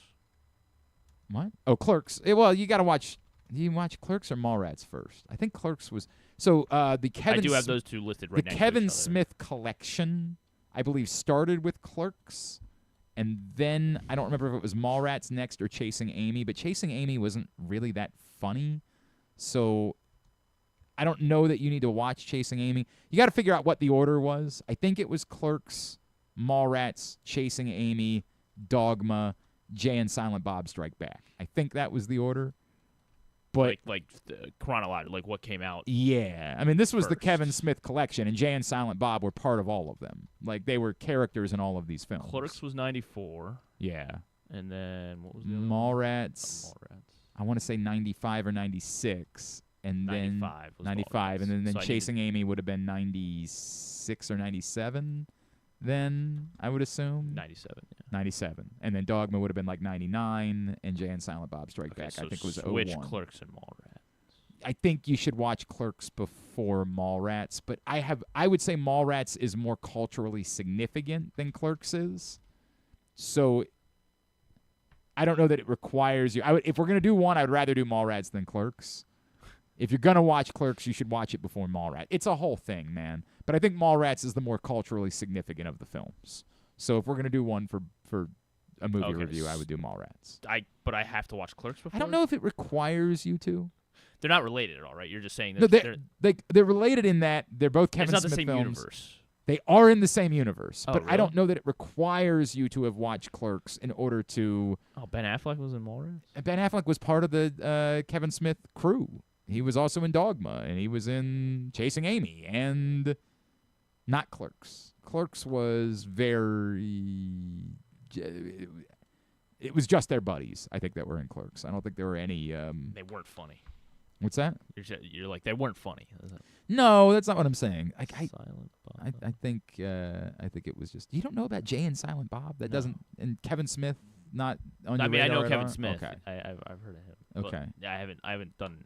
I mean, to be fair, he all of the movies he made post 2001 were pretty meh. I'm trying to like see pretty what movies of his meh. I have seen. There was like a Tracy Morgan, Clerks, Bruce Willis there was movie. a Clerks 3 in 2022. I definitely saw Clerks 2. I did not see Clerks 3. It does not ring a bell for me. I saw Clerks 2 because Rosario Dawson Live Free or was Die in Hard. Clerks 2.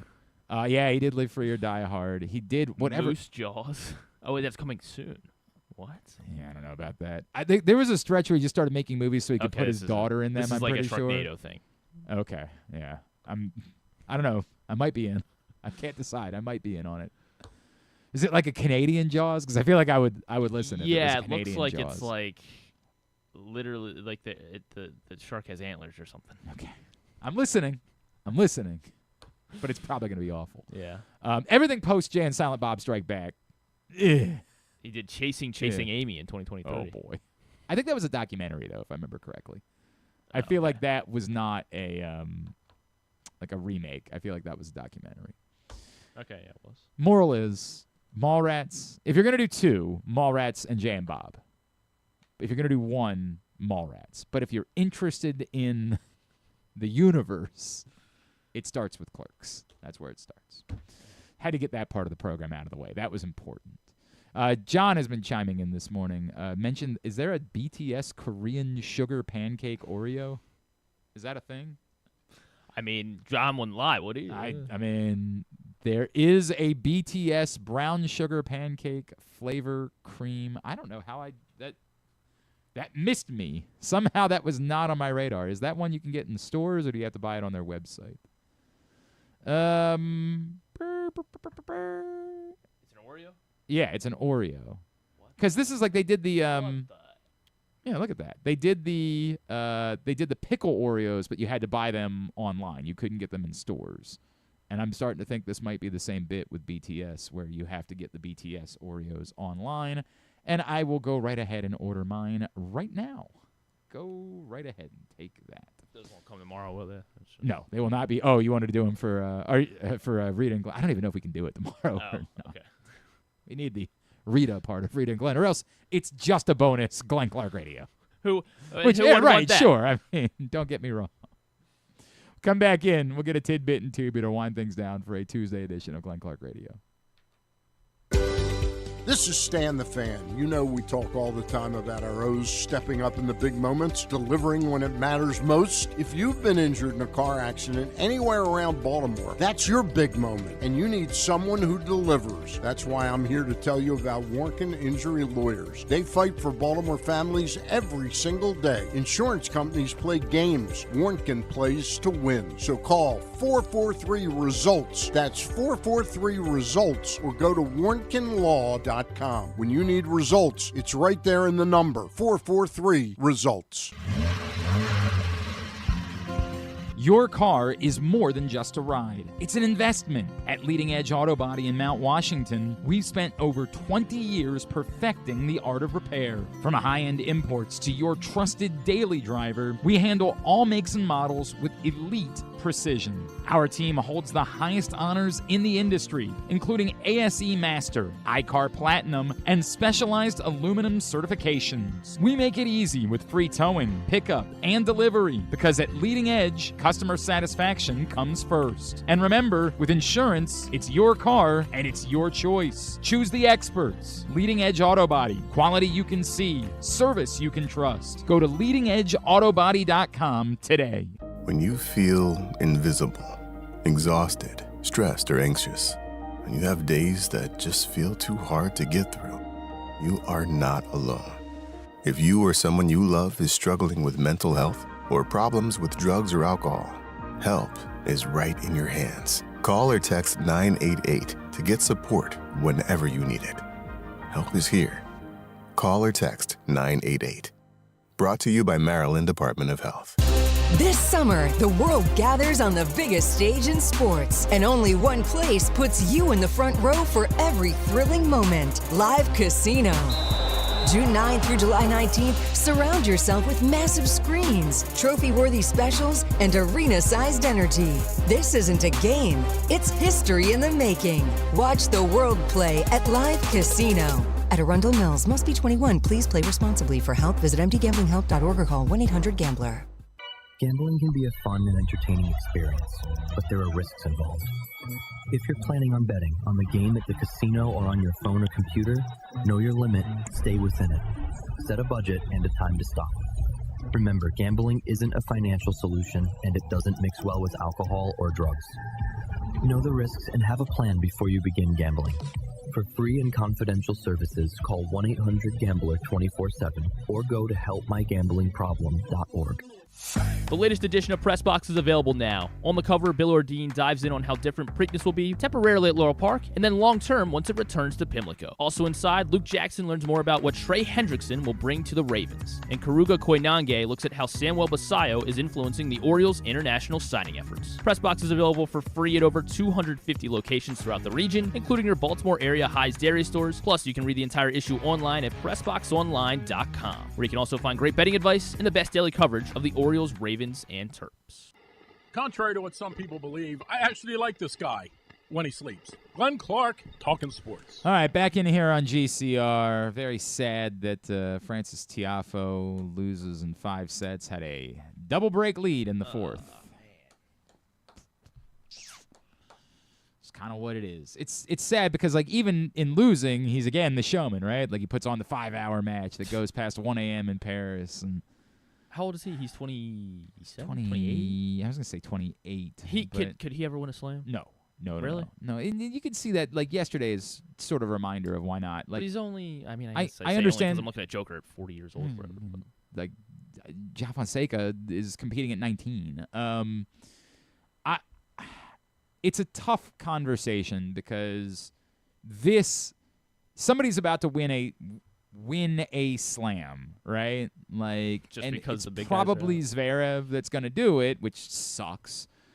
And it's going to count the same way that Marin Cilic won a U.S. Open once upon a time, and technically Dominic Thiem won a U.S. Open.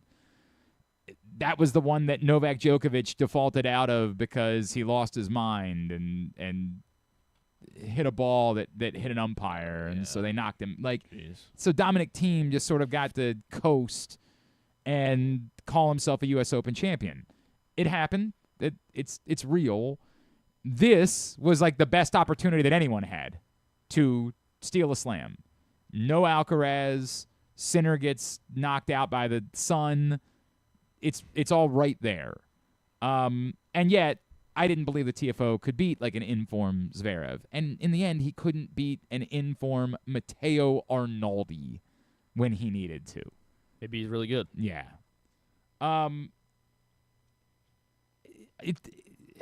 Francis Tiafoe will have like a really cool place in tennis lore. Kind of like a Sam Querrey type. I would say cooler because he's got like more of a he's from Maryland, yeah. pop culture relevancy to him, right? Like he hangs out with other athletes. People know him in other sports. Shows up to Maryland football games.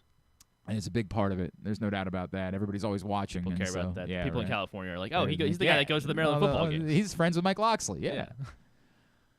He's got a cool place in lore because he's been a showman, right? Like his personality and his 5-set matches are part of the Grand Slam viewing experience. Like even when he came up short against Federer in his first like U.S. Open, it was epic. It was big. Like you really thought he was about to beat Roger Federer.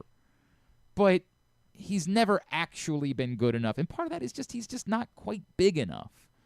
And it's a bummer because you want to believe it, but there's just entirely too much evidence that tells you the opposite. And so, it's a fun part of if you only check into tennis for watching the slams, like he's been a fun part of that. And that's sort of his kind of role is you remember how much fun you have watching Francis Tiafoe. But like, is there some world where maybe Ben Shelton could get lucky or Taylor Fritz could get lucky and let's just say this injury to Carlos Alcaraz is worse than we think it is, and then something similar happens to Jannik Sinner in New York, and maybe one of those two Americans could be the lucky one.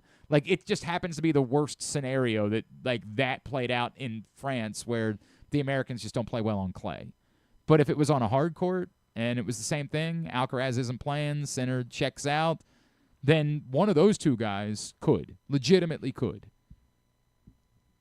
Francis, I mean, I guess he would have a better chance on a hard court than he would on the clay, but he'd still be behind those guys in the pecking order. Might even be behind Tommy Paul in the pecking order of Americans that would have a chance. And again, it requires the situation to break for them, even for that to be the case. Bummer. Sounds like you're saying an All-American semifinals in the U.S. Open. Well, it happened just a couple years ago, right? Like, didn't Francis play? Hang on a second. Francis, Fritz, Paul. I mean, there have been multiple All-American semifinals, or maybe that was a quarterfinal between Paul and Fritz, if I remember right. U.S. Open semifinal, but it definitely was an All-American semifinal. Fritz and Tiafoe in 2024, 2 years ago. I meant all four guys. You're saying all four guys. That's what it sounds like you're saying. No, I'm definitely not saying that. Not saying that whatsoever. But yeah, you're right. Yeah. And anything else? College baseball and softball, pretty good. Yeah, fun, no doubt about it. Both the softball series yesterday, the team that needed to win twice did. So now it'll be Texas and Texas Tech starting tomorrow night. Oh, yeah, the West Virginia thing, everybody was like, what a scene. Don't ever forget, as our buddy Eric Arditi likes to remind you, that the song Country Roads is actually about a road in Gaithersburg, Maryland. That's a fact. That's not like that's an actual fact. I understand that the words say West Virginia. That is straight shoot because, like, John Denver decided it was he wrote the song about this road in Gaithersburg, and then, as my understanding goes, they just thought that it would play better with West Virginia being the state that he references. Well, it's close. I mean, Something like it is. You're not wrong. Wait, so he had said Maryland, or he said... No, hang on a second. What was the name of the road? Hang on a second. I'll give you the story. Play it while we're... No, fine, whatever. Although famous as West Virginia's anthem, Take Me Home Country Roads was inspired by a drive down Clopper Road, Maryland 117 in Gaithersburg. Songwriters Bill Danoff and Taffy Nivert wrote it in 1970, but settled on West Virginia simply because it fit the syllables of the melody. You couldn't say. They had written Maryland Road 117. Well, no. Well, they're like basically the only difference is take me home, country roads, to a place I belong. West Virginia, they needed that number of syllables because that's 5. Maryland's only 3. So they said, to a place I belong, Maryland. Like, you'd have to force syllables that don't exist See, it's not in order to make it work. No, I guess it is. It's on the part closer to Virginia, for sure. Yeah. I'm on Gaithersburg, yeah. Right. So, yeah, that's a straight shoot. That's a true story about Country Roads Take Me Home. But, yes, it was a cool scene as the West Virginia players and fans were all singing Country Roads Take Me Home together after they beat Kentucky to advance. UCLA out over the weekend, the top seed in the NCAA baseball tournament. Not sticking around. You still taking Rock Chalosky as a number 1 pick after that? Gosh. Yeah, I have not. I know the Ravens. I know the Orioles actually have the number 7 pick in the draft this year? Yes, they like do. They're back to picking higher? I have done no work at all. One of the kids from Georgia Tech who also just got kicked out. The pitcher, the one that threw? No, not the pitcher. Dude, no one's mocking a pitcher to Georgia the Orioles, Tech, that's a good point. Georgia Tech put a pitcher out there, threw over 100 pitches on Saturday, and then on Monday they had him come back in the 9th inning. I mean, you're seeing life is on the line. He was getting hit around, but he escaped. They put him back out there for the 10th inning. A second inning. What do you do? After he threw 100 pitches on Saturday. You won't believe it. He gave up a 500-foot walk-off home run. Oh, man. Yeah, just an absolute tank. Drew Burress, I think, was the guy. Okay. Done nothing. That's the last one I prepare saw. for the draft. But, yeah, hopefully one of these pitchers, I don't know. I don't know. I think. What? I mean, I feel like they need a pitcher. They but definitely could use some more pitching. They're not gonna. So I was about to say I haven't done draft coverage because I'm going to be gone for the draft. I haven't told everybody this, but I'm going to be gone for the first couple of weeks of July. I should probably tell Griffin at some point. He knows. Just the rest of you. But I think like an idiot, I'm coming back. We're coming back the week of the draft. After the draft. I think really like an idiot. All-Star break. I'm coming back the week of the All-Star game. When there's no baseball to talk about. I really timed this quite poorly. Yeah, but we can talk about the All-Star I'm break. going to be out of the country for the 250th anniversary of the country. That's how I'm celebrating America's 250th birthday. Going to the opposite side of the world. Someone say that's the most American thing you can do. It is pretty American of me. And then I'm coming back just in time for there to be no baseball games to discuss. None. No, get the home run derby, All-Star game, ESPYs. I'll let you do that week. The ESPYs. You don't watch the ESPYs. Don't lie. Not anymore. Don't when I was in middle school, I was all about the ESPYs. Yeah. Were you? Yeah. God, what is wrong with you? I cared about sports back then. I was never all about the ESPYs. It might have been on because there was nothing else to watch a couple of times, but I was never all about the ESPYs. I was. That's a sentence I I've DVR'd never it. said In middle school, I was like DVRing it for some reason and watching it later. I'm so glad you didn't tell me that when we were debating who was going to be the next producer of this show. I'm so glad you didn't bring that up. Glenn, I'm so into sports. Immediately disqualifying. I DVR the ESPYs. Said you should be on a watch list. You should be. The government should be aware. It was a reward show, or a reward. An award show. An award show for sports. There you go. All right, today's show. Is it worse to watch that or the NFL honors? Oh God. I mean, I've never watched NFL honors, and I have at one point in my life watched the ESPYs, so I don't know. I don't know how to compare. See who the MVP of the league is? Yeah, this can be an email. So you like that? That's why you like the way the NBA redeemable does it. thing We're just randomly on a Sunday morning. Here's what I'm going to say. There's been 2 redeemable things about the ESPYs. One, the Norm Macdonald monologue, right? Which is anytime Norm spoke, it was redeemable. Well, but that was particularly great because it was at the height of the OJ stuff, and he was the comedian that you associated most with OJ, and it was so wonderful, and the people in the room were so uncomfortable. The courage award I like a lot. That's the other thing that I would say is that typically the emotional moment has always been worth the watch the next day. Like I couldn't. The football coach that was the quadriplegic. That one, I'm never gonna. It's not gonna get me to watch the ESPYs. But like when I see a clip of it the next day, and of course iconically Jim Valvano, obviously, don't give up, don't ever give up. Yeah, I mean those things. Devin Still. Normally, when you see him the next day, you're like, all right, like that. That's pretty great. But you couldn't get me to watch the ESPYs for that. That could never occur.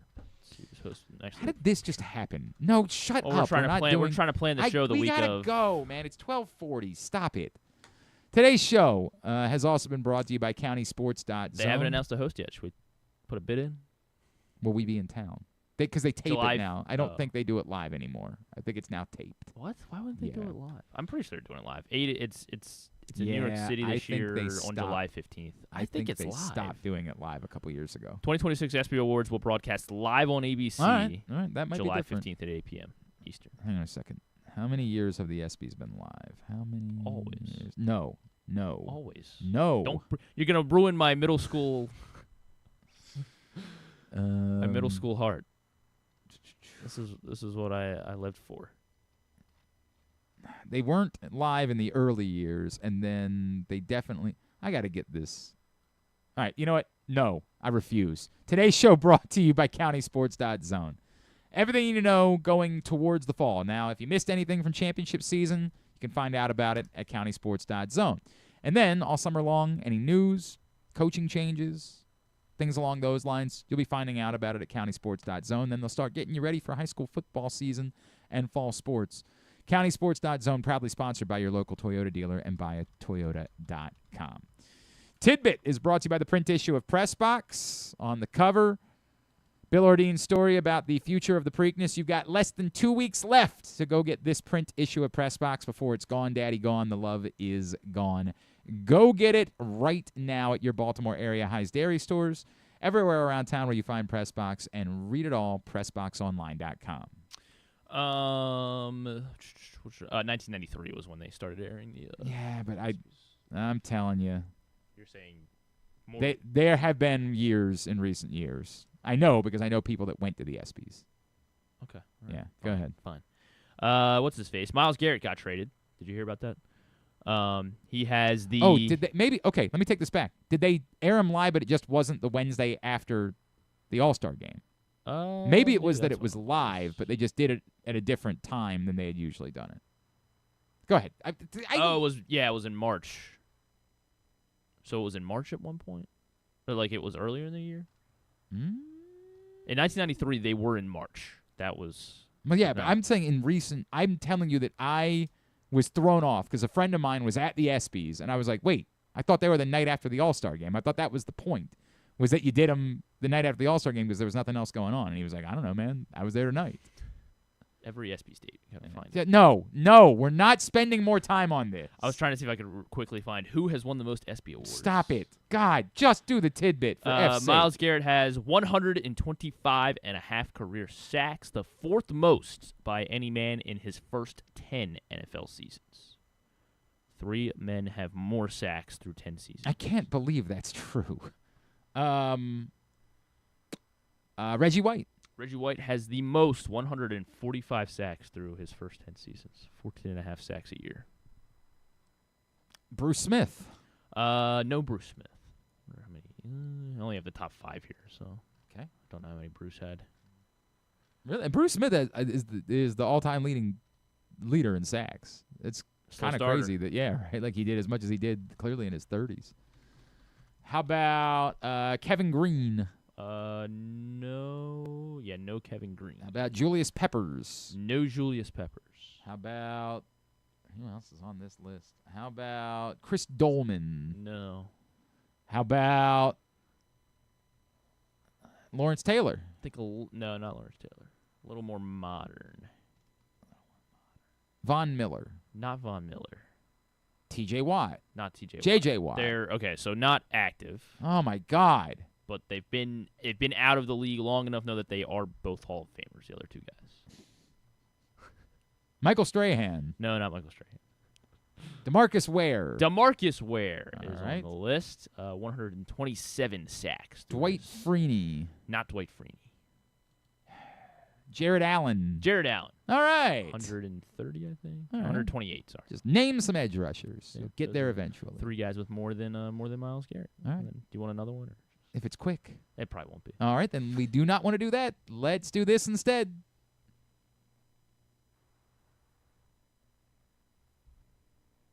Oh, boy. Right, oh, boy. We're not doing that today. Not great. Not ideal. Wait, we good? No. Just wait. Talk about something else. All right, you want to do the other two then? I was trying to calculate how many sacks Bruce Smith had. I don't really want to do that. Well, I'm trying to figure out how he didn't have, because he did have a lot. Yeah, he did. More than anyone ever, in fact. Bruce Smith finished with... Bruce Smith got to 200, right? Yeah, that's what I thought. Yeah. Bruce Smith... Oh, now you're ready? Yeah. Well, I was ready before, and then the thing didn't work on me, so it's not my fault. Have you ever thought of taking a cruise to these wonderful destinations with sunny skies and beautiful beaches? Well, wait no longer. We're ready for you to cruise from the Cruise Maryland Terminal. Have a little phrase that you can go from baggage to margarita in about 15 minutes. Choose fun with an array of destinations, onboard activities, entertainment, and world-class cuisine. Contact your travel agent and book your cruise today. Let your adventure begin. Here's what's coming up tonight, totally tubular-wise. Orioles Red Sox, Game 1 of their 3-game series. Shane Baz on the mound against Connolly Early, the lefty who's been really good this year. 6:45 on Masson for that. Game 1 of the Stanley Cup Final tonight, Golden Knights and Hurricanes. Who you got? The Canes are favored, right? Yeah, are they in Carolina? I'll take the Caniacs. Yeah, I think that. I know nothing. Canes. It's an ABC at 8 o'clock tonight. French Open, one more quarterfinal today. Fonseca and Menchik, and then that's on TNT. They are in Carolina. Yeah, they're opening in Carolina. Everything else, go to GlennClarkRadio.com and find it there. Some non-sports highlights. Bruce Smith had 116 sacks his first 10 seasons in 91. So he had 84. In 91, he only played 5 games. He only had a sack and a half in those 5 games. And he so probably would have had 16 the rest of the year. Make up the difference to get the 100. I mean, yeah, probably. Honestly, yeah, probably. Reunion season 10 reunion part 2 for Summer House on Bravo tonight. Okay, that's your big one.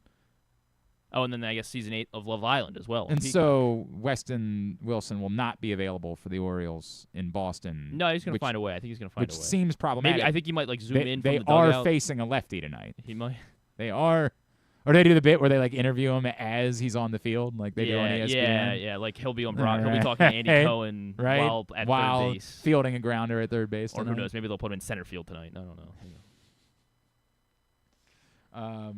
That's it. Love Island season 8. That's the other thing. Yeah. John, I am going to be away during the World Cup. I'm not thrilled about it, but will you be able to watch, or I guess you don't know? I genuinely have no idea. No clue. Brother, I'm going on a safari. I'm going to be looking at animals. I don't know what time it's going to be there. I don't know anything. I got some shots today. I'm not really sure what the shots are. These they just jabbed. These are to try to keep you alive while you're 100%. They're like. And by the way, they suggested I get about 8 more. I was like, I think I'm getting sold right now. I think that you're seeing me and you're like, this guy's a mark. I did do the. I was like, what do I have to have? And they were like, well, you really need this. Then I texted someone else and asked for their opinion and said, what do I need to have? So I'm getting jabs. It's the whole deal, man. Getting ready for this trip that I am going to Africa for the first 2 weeks of July. And taking a safari. Careful. Yeah, not the Ebola part of Africa. Okay. Not where that is going on. I'm going to Tanzania. Should I just not come back? Yeah, I'm like, no, yeah, it's not. So you need to get all those shots again before you. They were like, you don't really need the yellow fever shot. I'm like, are you sure? I do love the time that we're living in that I needed a polio booster. That's where we are. I had to get a polio booster. So good times. At least it works. I'm not thrilled about it, John, but it's what it is. I have no idea what type of intake I'm going to have on sports content while I am in Africa from July 1st to 13th. You're worried about that. I'm worried about Wimbledon. Like, I'm going to miss the hot dog eating competition? Not okay. Well, you know what's going to happen. Justice for Joey. He He got into a fight, I guess, at a bar, apparently. I was very nervous. Happens. Somebody sent it to me. They were like, Joey Chestnut was arrested for. I'm like, no, because like if we lost our great American, I'd be despondent about that. But it was just a bar fight. Those things happen. All good. Not worried about it. Somebody thought they could grab a couple extra bucks. I'm guessing. Yeah, right. Let me pick on pick on the most the greatest American champion. Yeah. Correct. All right, we good? We good? Can we wrap? I think so. Yeah. Thank you. Nothing Thanks else. today to Dan Wilcox. Thanks also to Mike Bordick. We'll get that up in the greatest hits section of the. Gonna have Jeremy Allen White and Amanda Peet on Kimmel tonight. What is Jeremy Allen? Is there a? There's not a new season. You're never of the- gonna believe this. Jeremy Allen White does a voice in the new Star Wars movie, the new Mandalorian Grogu. Well, and it doesn't even sound like him. They're still trying to plug that. That happened a couple weeks ago, and I don't know. Maybe it is. It sputtered out with a dud. I figured out. I guess. Now Amanda Peet, I'm always on board with. Amanda, did you watch Saving Silverman? Yes, I mean, come did. on, yeah, bro. yeah, of course, I'm in. Amanda Peet's one of the most alluring humans that's ever lived. I mean, the most recent thing I can think of, it's got to be Mando. I don't know. Because there's not a new season of The Bear, right? No, I mean, I guess there will be, right, at some point, but not like. Oh, but didn't he also quit? Oh, I don't know. Remember? I didn't watch The Bear. Oh, what the hell, man? Yes. Anyway, tab at GlennClarkRadio.com. Maybe we'll talk about Iron Claw. Yes, but not if he's playing Springsteen. Like if that tour involves him playing Springsteen songs, then no, because that's one of the worst movies I've ever seen in my life. So he voices one of the. So apparently, Jabba the Hutt had a son, and Jeremy Allen White is the son. And they make him, instead of speaking like Huttese or something, they make him speak just English, but they pitch down his voice a ton, so he just sounds like this. You don't even know who's talking. He just sounds like this. I'm so surprised this movie bombed. I'm so surprised. It's disappointing. It is disappointing that it failed spectacularly. They it got its did not ass do kicked well. by a movie made by a 24-year-old YouTuber that was shot on like one camera. I'm so surprised. Is that Obsession you're referring to? One of these two, either Obsession or Backrooms. I don't remember which one is which. I I'm never planning on seeing remember. Backrooms this weekend. I mean, I had to support Star Wars opening weekend, of course. They needed it. They needed it. They needed my $15 for sure. God. Tomorrow on the program. Oh, we're finally paying off the draft. Yeah, KZ's got to eat some Malort some wings. wings. I hear there may be some. Apparently, Tim found a recipe for some Malort blue cheese. Oh, that's great. Oh, that's wonderful. And the rest of us get to enjoy some Orange Crush wings. I believe so. Oh, I do like that. Yeah. But KZ is going to join us in the studio. He will. Of course, very retired Ken Zales, the most retired man I've ever known, going to be in studio with us tomorrow. Anything? Drew will be here too. Oh, God, Lord. Jesus. And Tim. There was a chance that people are going to be excited until you said that. Anything else? No. Oh, God. Talk about a big Orioles win. Gotta work on some stuff. Who's pitching? Who'd you say? Baz is tonight? Yeah, Baz. Why do you say Baz? I don't know. What is that I about? think it's better. I think Pete Alonso said Baz, too. I was like, Baz seems more maybe if Pete fun. Alonso says it, then we go with it? I don't know. Baz. I don't know. Baz makes me. I don't know. Baz. It's Baz. Baz rolls off a little quicker and It's smoother interesting. to me. It's very interesting. Until he comes to me and says it's Baz. All right. Thanks to everybody at PressBox, all of our great sponsors and partners, including Live Casino and Hotel, the Baltimore Orioles, the Costas Inn, Baltimore area High's Dairy Stores, Leading Edge Auto Body, Warnken Law, 1-800-GAMBLER, HelpMyGamblingProblem.org, Cruise Maryland, CountySports.zone, your local Toyota dealer, BuyAToyota.com, and the Maryland Department of Health. Thanks to Griffin at Griffin_Bass. Follow us, Twitter, Instagram, TikTok, at Glenn Clark Radio. Have a great Tuesday evening. Go Birds. Duke sucks.